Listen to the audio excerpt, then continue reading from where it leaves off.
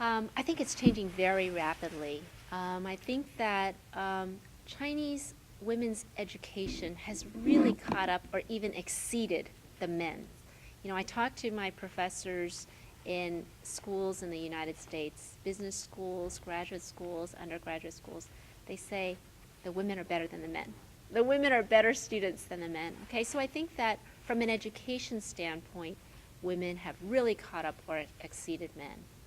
I think that from their first jobs out of college or graduate school, they are just as top, or maybe even more top than men.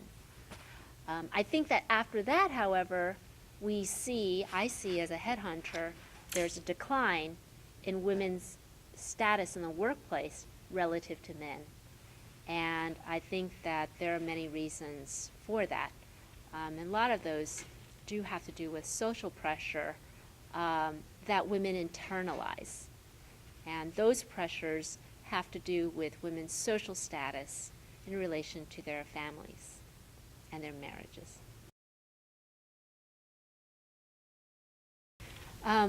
Women falter in their careers, especially in their between their 25 to 35. We see this all the time as headhunters. And that's an age when women are really struggling with many issues, the choices in their lives relating to their marriage, relating to their families. And I think that, you know, there's a lot of research, some recent research that I've been talking about in my book about how our dreams are created and shaped. I think that sometimes we think of our dreams as something that are things that are static. You know, I have a dream or I have a goal to do something. But what we find, what social scientists and even neurologists find, is that we're social creatures, and our dreams are informed by what comes inside, but also by all the expectations of the people around us and the positive and negative feedback that we receive in the workplace. So what happens is when women start to become disparaged for being left over in Chinese society, meaning they're older but not yet married, then all the pressure that they get from their parents, from their friends, from the people around them, starts to revolve less around their careers and more around the question of, what's wrong with you? Why aren't you married yet?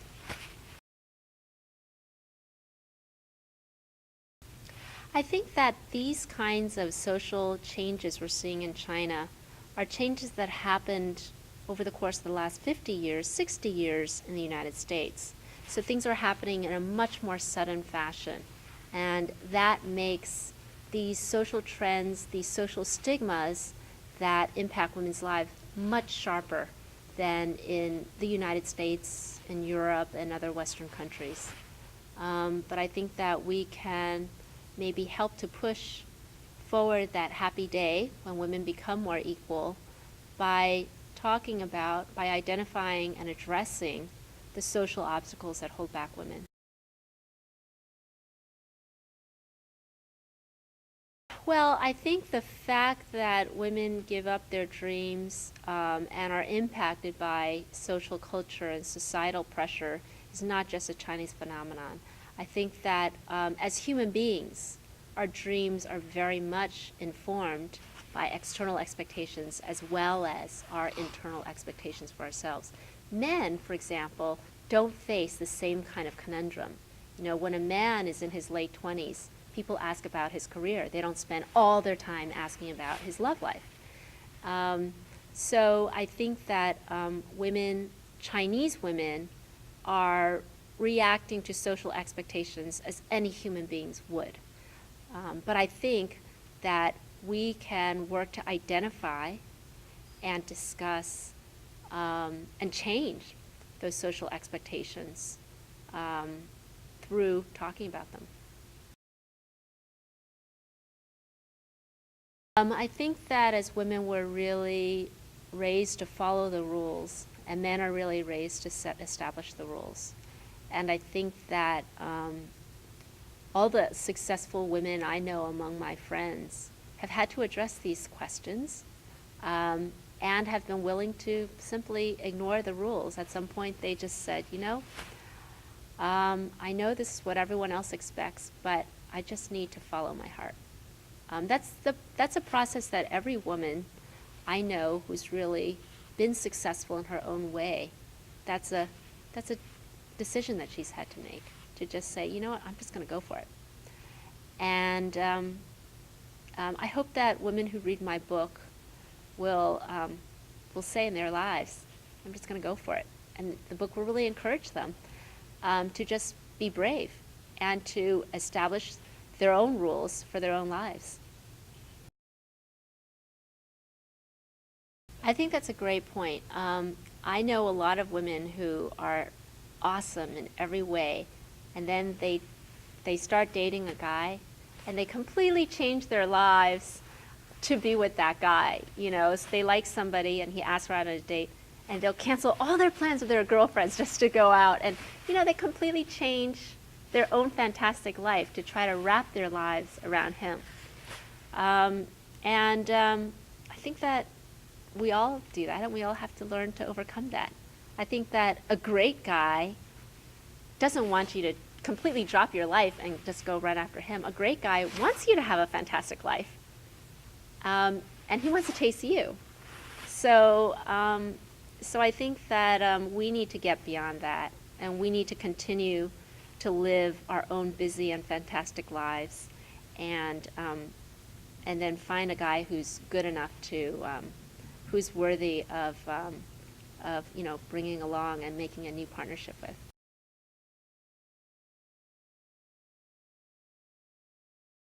Well, it's a funny conundrum, isn't it? That men are the real leftover people, but women are made to feel like they're the leftover people.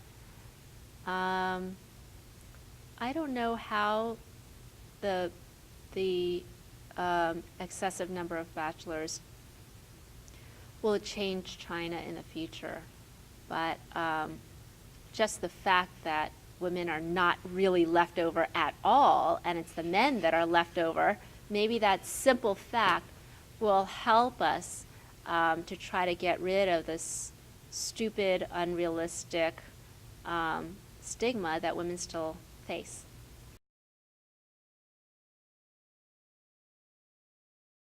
I think that a lot of the instability that we have today in our society comes from all the changes in our society.